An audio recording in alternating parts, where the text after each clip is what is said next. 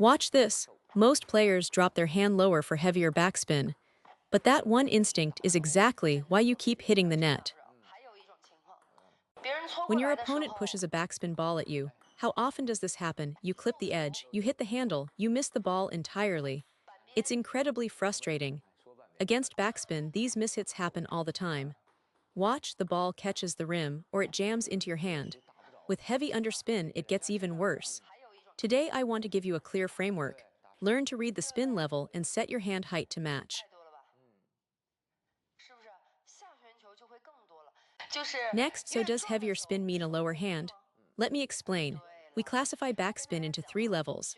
Level 1 is light, almost no spin. Level 2 is moderate, your typical amateur backspin. Level 3 is heavy. The more spin on the ball, the lower your hand needs to be during the backswing. Let's quantify this so it's concrete, especially for beginners. My partner pushes one over, that ball right there is a level 1. Most of you can probably read that. But the problem is, once you step up to the table in a real game, you forget everything. So let's lock it in.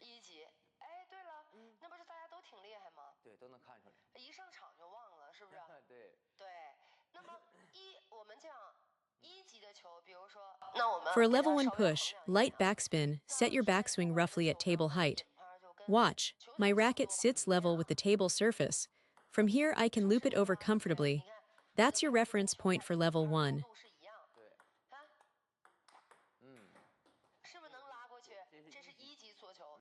Now I'm talking about the side of the table, not the top. Your racket height matches the side edge. Watch, my backswing starts right at that height. If I drop lower than that on a level 1 ball, what happens?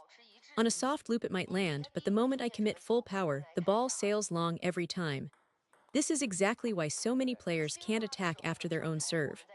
They serve a half spin or no spin ball. The opponent pushes it back with light backspin, and the follow-up loop flies off the end. The hand is set too low for the spin that's actually on the ball.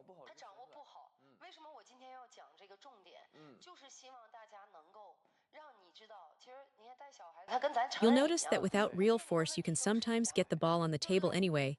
You compensate by lifting your elbow or adding extra friction. But the moment you try to release full power and blast through the ball, it's not enough. The ball flies long. Now let's move to level 2, moderate backspin. My partner pushes with more spin this time. For level 2, the backswing drops below the table surface.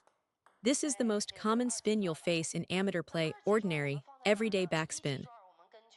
Watch, my racket is tucked below the table edge.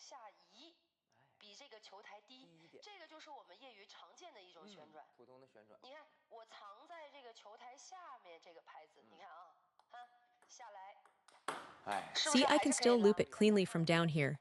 Once you have these reference points quantified, it gets much easier. You start to understand roughly where your backswing belongs for each spin level. But let me be clear, these are guidelines, not absolute rules. Don't memorize them rigidly. They give you a working range and then you fine-tune based on feel. So again, level 2 backspin, the common amateur push. Your racket needs to sit below the table edge on the backswing. Level 1 was at table height. Level 2 is below it. Watch the loop. I can still generate heavy topspin. I can still commit power. And notice I'm barely using my waist, hips, or legs here. This is mostly arm and wrist to isolate the point.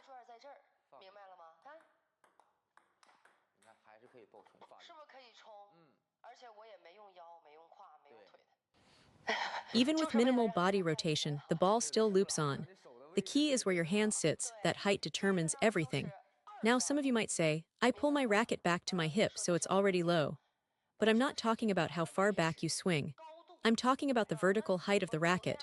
Your backswing position must be below the ball, below the table surface for level 2. Height and depth are two different things. The exact distance behind you depends on the incoming ball. Adjust that in real time.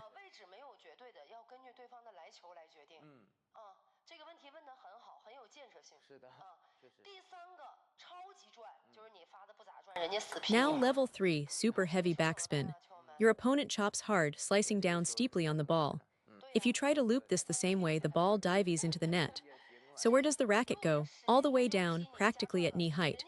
But here's the thing, against truly heavy chop, sometimes the smartest play is not to loop at all. Push it back. A controlled push against heavy backspin is absolutely valid and often safer than forcing a risky loop. 说的太好了，就是能回缩还是可以的。不，真的劈这么狠的时候，你看你特好。那么 Then, 我 now 们 that 这 we've 个 covered backswing height for different spin levels, let's talk about the half-high ball, the one that pops up just above net height. This is a huge pain point for amateurs. You've spent 2 years drilling your serve, and finally your opponent starts popping the ball up. But then you can't finish it. Honestly, I don't recommend trying to smash these.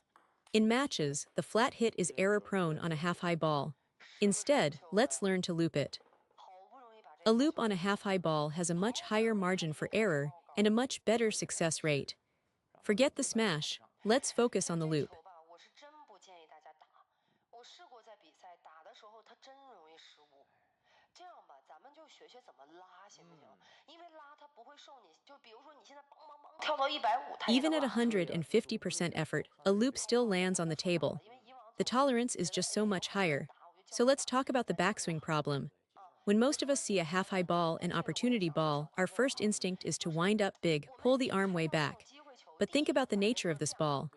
My partner pushes one that sits up, watch, it doesn't travel forward with pace. It floats, it hangs, it has almost no forward momentum. 走不走道？ It's usually a dead ball or a heavy spin push that kicks up. Since the ball isn't coming to you, you have to go to it. That's the first critical point. The moment the ball pops up above net height, step in and press your body right against the table. You must move forward. 它不是你平时长球能借上力的球。是的。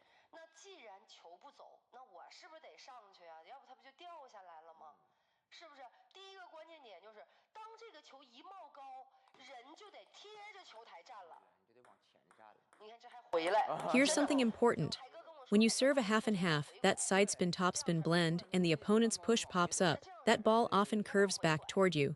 It doesn't shoot forward. So your recovery position must be right up against the table. Reset close to the table every single time. If they manage a perfect edge ball, fine, accept it. That happens maybe once in 100 balls. 他如果搓个擦边，我认了。对你擦边那很，10个球能100个球能出现1个呀。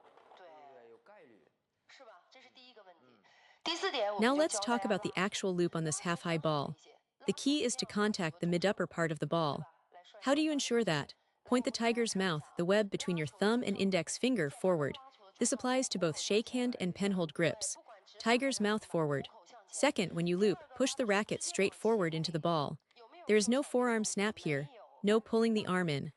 Watch, I just drive forward and press down onto the upper half of the ball. 这就犯瘦小臂的毛病。 A lot of players make the mistake of snapping the forearm closed. 他就直接放 The moment you do that, the ball dumps into the net or flies wild. 压球的中上部，看边拉手，看大，对吧？我调整位置大，对，这种球非常稳，拉球的方式打这个半高。因为你这个发球练了很久，对方 And this doesn't only happen off short balls.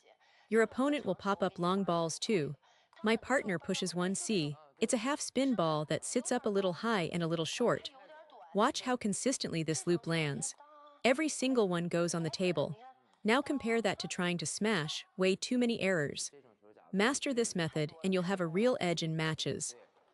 对，遇到的太多基本上都输。你把这个方法掌握好，你就好混。其实它对你来说，你就真正来说，它应该是个机会球。啊，对。对，它你半高了，就证明对手的。他有时候越到关键时候，这种情况越多，对，你就对手越软。很多球都是你自己打失误的。你回想一下， Think back to your last match. How many of these half-high opportunity balls did you miss? These are points you cannot throw away. So I really encourage you, don't smash it. A smash demands perfect positioning and perfect timing. Instead, loop it. 位置非常准确的节奏，这种球我还是建议大家去拉它。啊，拉的时候就别引拍儿，后程发力，压点拍儿，虎口向前，手臂往前顶。对。啊，别直接收臂，别往上抬，压点拍儿，手臂往前顶。非常好上台，真的。好。